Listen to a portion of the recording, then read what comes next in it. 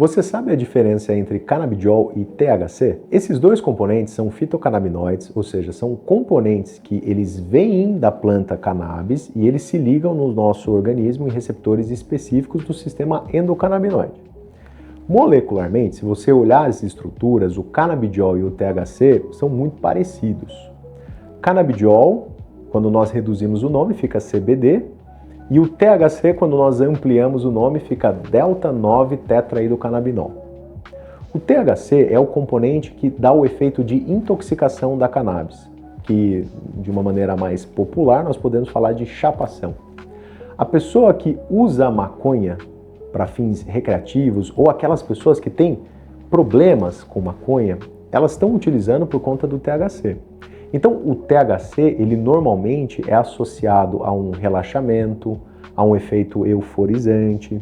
Muitas pessoas acabam falando de uma redução de ansiedade, mas em grande parte das vezes ele amplia sintomas ansiosos, alteração de percepção de tempo, alteração atencional e também, muitas vezes, um efeito sedativo. Algumas pessoas que têm vulnerabilidade psicótica podem ter um aparecimento de um quadro psicótico, ou para aquelas que têm quadros crônicos, como esquizofrenia ou bipolaridade, fumar maconha pode piorar o quadro. Agora veja, mesmo o THC sendo associado a esse uso recreacional ou problemático, ele também pode ser utilizado de maneira terapêutica. Então, agora, quando nós estamos falando sobre uso terapêutico desses fitocannabinoides, quando nós olhamos para a segurança, tem que haver a segurança enquanto eu utilizo e a segurança de longo prazo. É assim que funciona com todas as medicações. A segurança no momento que é utilizado esses produtos, tecnicamente, o canabidiol ele é muito bem tolerado e com poucos efeitos colaterais. Grande parte desses efeitos colaterais gastrointestinais e normalmente passam rápido. O THC, do ponto de vista terapêutico, dependendo da dose que é utilizado, dificilmente, né, a nossa prescrição aqui no Brasil e para as condições que a gente mais acaba pensando na sua possibilidade, nós temos esses efeitos, mas precisamos lembrar que ele pode sim ter um efeito como sedação, um pouco de vertigem, eu posso, dependendo da dose, eventualmente ficar um pouco mais ansioso, e para algumas pessoas que têm risco cardiovascular ou pressão alta ou usam algumas medicações nesse sentido, é preciso ter um cuidado porque o THC ele pode ter um aumento da frequência cardíaca. Agora, no Brasil, nós quase não olhamos muito para o THC. O componente que é o protagonista dessa medicina endocannabinoide é o canabidiol, que no longo prazo ainda precisa-se de mais estudos para que a gente possa entender os seus efeitos, mas o que nós temos até agora é que ele parece sim ser muito seguro. Quando nós olhamos para a idade, o canabidiol ele pode ser utilizado a partir de crianças com 2 anos de idade até a velhice. Já o THC, por ele ter esses efeitos intoxicantes, os quais eu falei para vocês no início do nosso vídeo, nós ainda não temos uma idade mínima segura. No aspecto terapêutico, quando que esses componentes eles podem ser pensados? O canabidiol ele acaba atuando no que nós chamamos de neuropsiquiatria.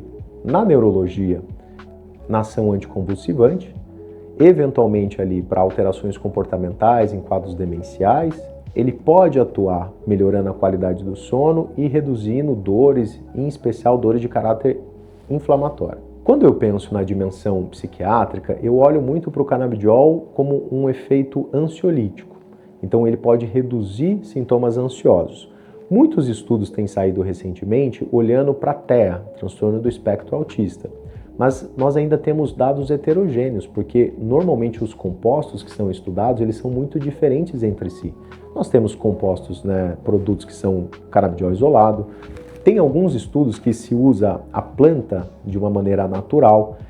É muito diferente quando você analisa produtos que não são semelhantes para você ter o mesmo resultado. Então, nesse momento, embora exista alguns indícios, tanto do ponto de vista neurobiológico, pensando em alterações, por exemplo, do sistema endocannabinoide para aquelas pessoas que têm TEA, como por exemplo um desbalanço de anandamida e até algumas alterações genéticas envolvendo o sistema endocannabinoide e pessoas com TEA, do ponto de vista de evidência, até mesmo na prática, Mesmo encontrando algumas evidências mais recentes mostrando melhora de ansiedade, comportamental, de comunicação e interação social, mais uma vez, os dados ainda são muito heterogêneos, mas ele pode sim ser pensado como uma terapia adjuvante para algumas condições.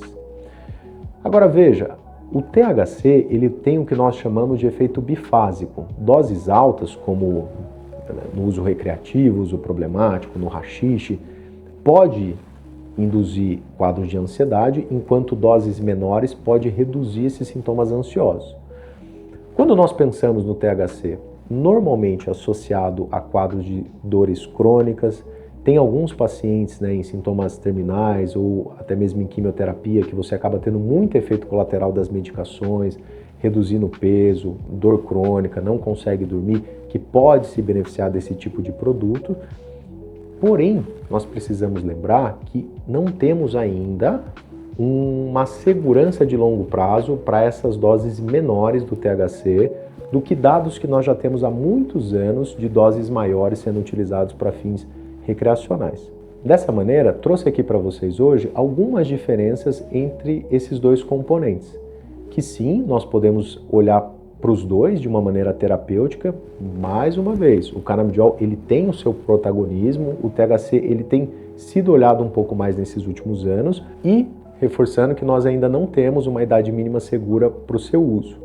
Se você ficou com alguma dúvida do que foi falado nesse vídeo ou até mesmo dentro dessa temática, algo que não foi comentado, fica super à vontade para comentar o vídeo que eu terei o maior prazer em lhe responder.